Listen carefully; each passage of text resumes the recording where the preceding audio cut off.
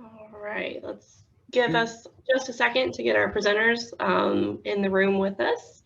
All right, guys, can you hear me? All right, so let's get started. We do have a question that came in yesterday that we weren't able to address. Let's start with that one.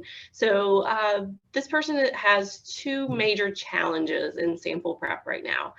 First, they're trying to digest black mass from lithium-ion battery recycling. So it's a mixture of lithiated cobalt, nickel, and manganese with graphite in the mix too. Anybody have any recommendations for this type of sample?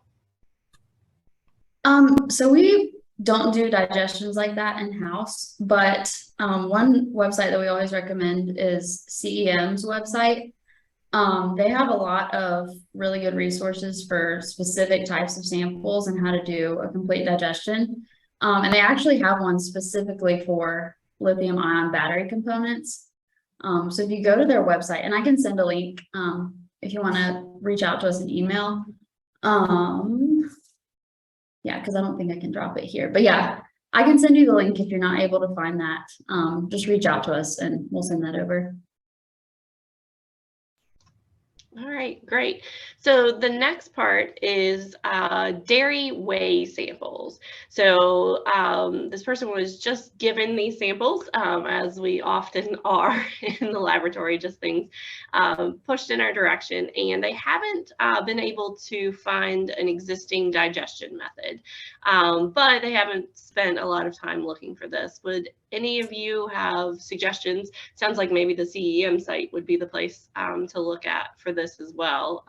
Any suggestions for this one? Yeah, they should have some good digestion methods for that as well. But that should be a pretty simple, straightforward one, and just nitric acid, like a digestion of nitric acid. But they may need to add a little bit of hydrogen peroxide to get the organics fully oxidized and in dissolution to get a complete digestion. So, and depending on what elements they're looking for too, like specifically mercury, you want to add some HCl, just a small amount should be able to stabilize the mercury. But if not, just a simple nitric or nitric and hydrogen peroxide digestion should work for that type of sample. Okay, great, thank you. Next question comes from Brittany. Do you have any suggestions for getting a good clean with TSP's Optimist Vortex 070 nebulizer? She says they can't do a back flush due to the glass slit piece in front, so they can send pictures if we need it for clarification, but anyone have any suggestions for Brittany? Yeah, I've actually been working with that same nebulizer. And so what I do is we have a hose connected to the sink that's connected to our DI water system. And I just put it in like against the back of the nebulizer as well as I can to get a good spray. And you can see it when you get it's actually 3 different streams that you'll see come out of the end of the nebulizer. So that could be a good option if you have like a hose you could hook up to DI water to run through there. You could also try soaking it before, like in dilute nitric or RBS 25 or another cleaning solution that you might have. Just making sure to rinse it really well with water afterwards. Or try to get like a syringe on the back of it to try and get that solution, the cleaning solution, fully in there. And just soaking it should work really well because that one has a larger inner diameter, so you should be able to flush anything out that might be stuck in there. Okay, great tips, Autumn. Thank you. Next question, we're going to go to Lucas. He's asking about everybody's favorite element, mercury. So the question is, can LDPE plastic be used for mercury analysis without the risk of adsorption? Yeah, so you'll want to add, if you are using LDPE bottles, you'll want to add HCl for stability, or if you can't use HCl, you could do a little bit of gold. The 1 ppm is what's recommended.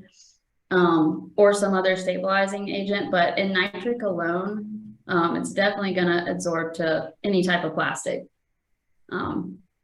But yeah, so if you can only use nitric, then I would definitely try to keep it in glass if possible. Anybody else have anything? No, that's. Do you know if QC still runs a solution of gold through the ICP to kind of coat the tubing before they run mercury when they're doing it in nitric, or I think they just spike the gold they just do it into to the standards and the blanks too, just to make sure it's matrix matched. typical? All right. Yeah, because it is going to have a little bit of chloride too. If you're running on mass spec, adding the gold, it's still going to be gold trichloride. So it shouldn't be that big of an issue as long as you are spiking it into all of your solutions. So your blanks, your standards, and your sample.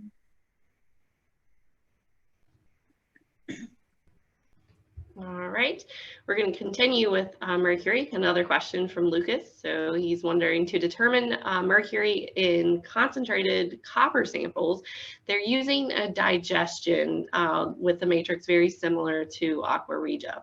However, their mercury recovery is always lower than expected. Do you recommend any other process that can be done to ensure a higher efficiency? So that one's kind of dependent on a lot of different factors, but I would try, if you're not already running method blanks, to run some method blanks and see if you're getting the mercury loss in those as well, or if it's just in your sample. So that's the first thing I would check. Also, your standards that you're using, that you're running against, looking at what the matrix is in those, because if you have your mercury standards that you're making from stock solutions and nitric only, you could have dimer present in that nitric standard, and then with the addition of the chloride, it's being reduced, and so you're getting higher results or higher signal for your standards, and so that could also be causing you to get a low bias. So those are a couple things I would check. But yeah, it's kind of just chasing down where the reduction or where the loss is occurring. But yeah, that's what I would start with. All right. We have another question from Lucas. Thank you so much, Lucas, for submitting all these wonderful questions for our roundtables this week. What is the best way to clean the residue left behind on mass spec cones?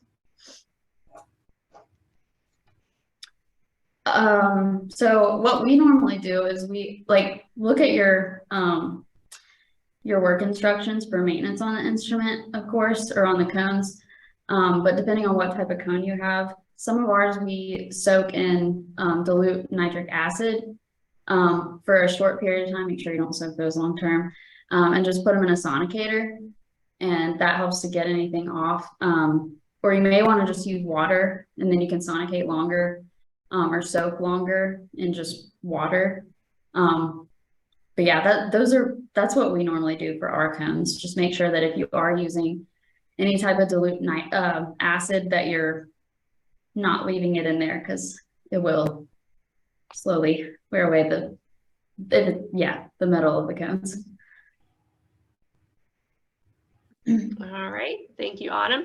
We're going to switch gears and have a question about cannabis now. So, do the concentration of cannabinoids in a cannabis sample affect the ability to digest that sample?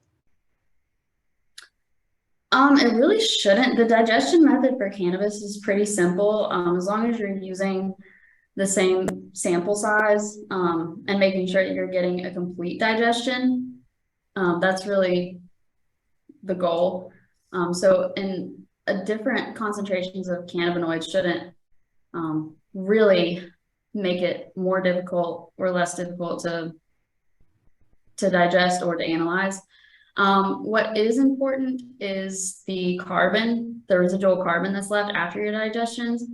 So you want to make sure you're getting rid of as much of that carbon as you can, because it is going to cause interferences, especially if you're you're using a lower dilution factor.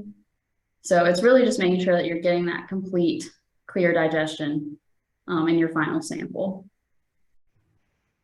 Okay, a second question on that was, is there a noticeable effect as a result of the cannabinoids on running the samples on ICP, OES, or mass spec? Yeah, there really shouldn't be, because you should be getting rid of most of that carbon, most of those organics. So it shouldn't really have much of an effect. But like I said, the carbon is what is the main concern for causing those interferences when you look at your spectra. All right.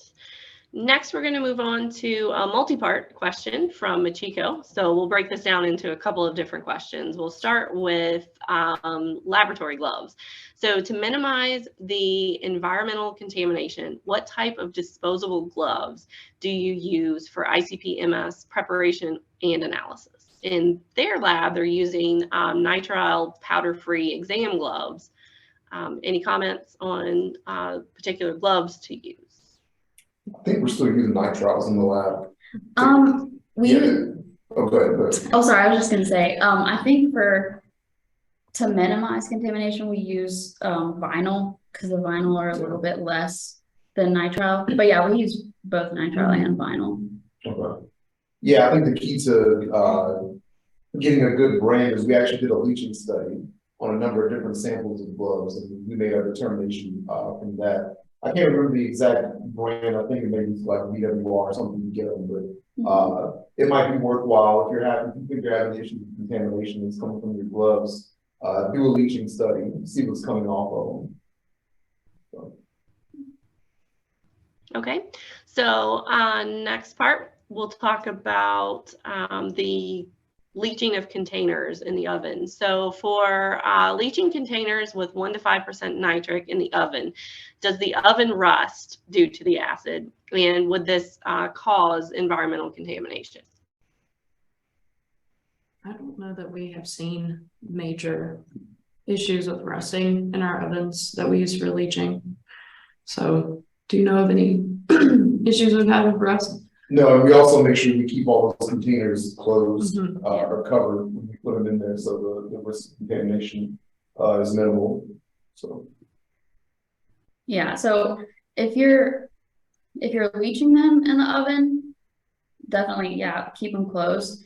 And then I wouldn't recommend drying them without the lid in the oven. I would recommend just like inverting them and letting them dry on their own that way.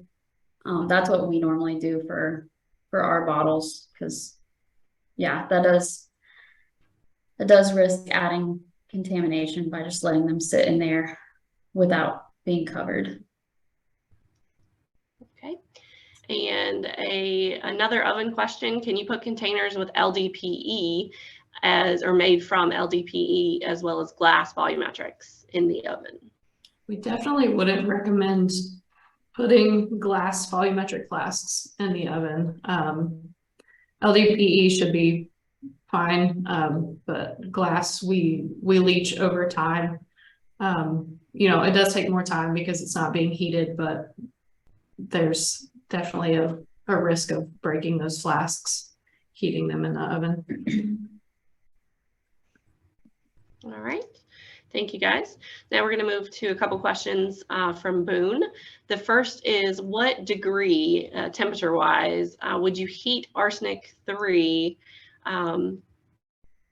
to arsenic 4 for 24 hours? So let me read that again. Boone, you may need to clarify this question. What is the degree for heating up arsenic 3 to arsenic 5 for 24 hours? I think he's asking for conversion temperature there. So we don't have a specific temperature that we reach. You could heat to boiling, but I'd probably just, I don't know, around like 120 or so should be enough to make sure that all your arsenic is converting to arsenic 5.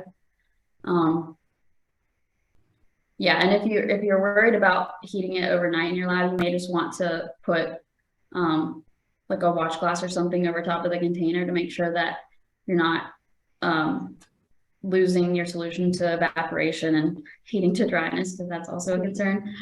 So just if you're concerned about it being too hot overnight, you could just heat it under reflux. But yeah, I would think 120 would be plenty. Okay. Now, second question from Boone is there a preferred method for controlling atmospheric contamination in the lab? I think that's going to kind of depend on what contamination you're specifically worried about, and what you're working with, because different contamination obviously will affect things differently. You can, I mean, if you're worried about air quality, there are ways to test the quality of air in your lab, and maybe changing like HVAC filters and stuff out for more specialized particulate filters and things like that, if that's something that you're worried about. But in general, you know, just making sure that your air and water quality, as well as, you know, keeping things closed, like we talked about before, don't leave stuff open or uncovered for an extended amount of time. All right, thank you, Ashley.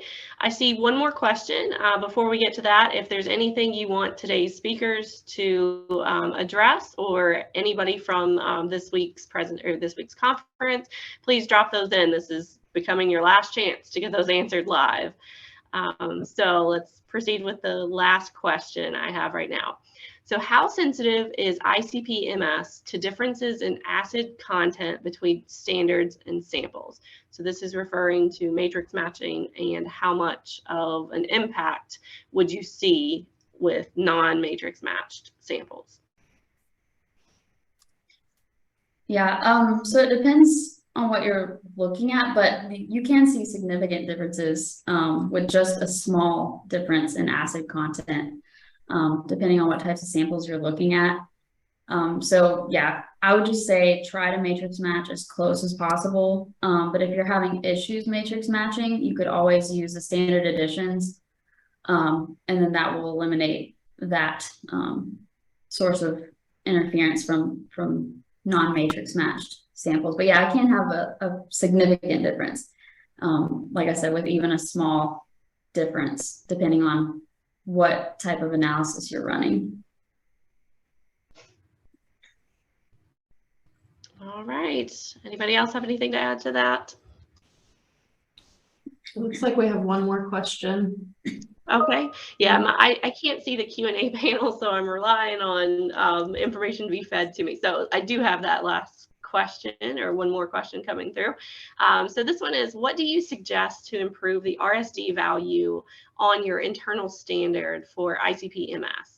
So their internal standard consists of yttrium, cesium, and scandium.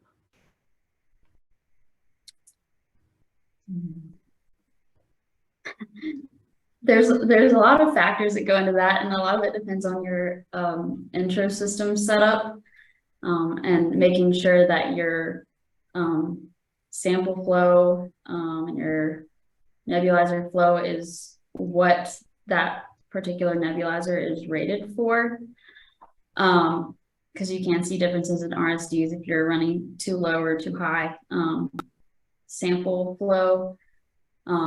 If you're using a peristaltic pump, then the adjusting the clamp tension is going to affect your RSDs significantly. So I would say just changing, like looking at each one of those things individually. If the sample tubing tension is probably the easiest thing if you are running a peri pump, to just adjust that and see if that, or how it affects your RSDs. If they get worse, maybe adjust it the other way to see if that improves it. And then if you're not seeing any improvement with that, move on to the next intrasystem component and see if that's causing your issue, or maybe you can adjust the way that you're running your analysis.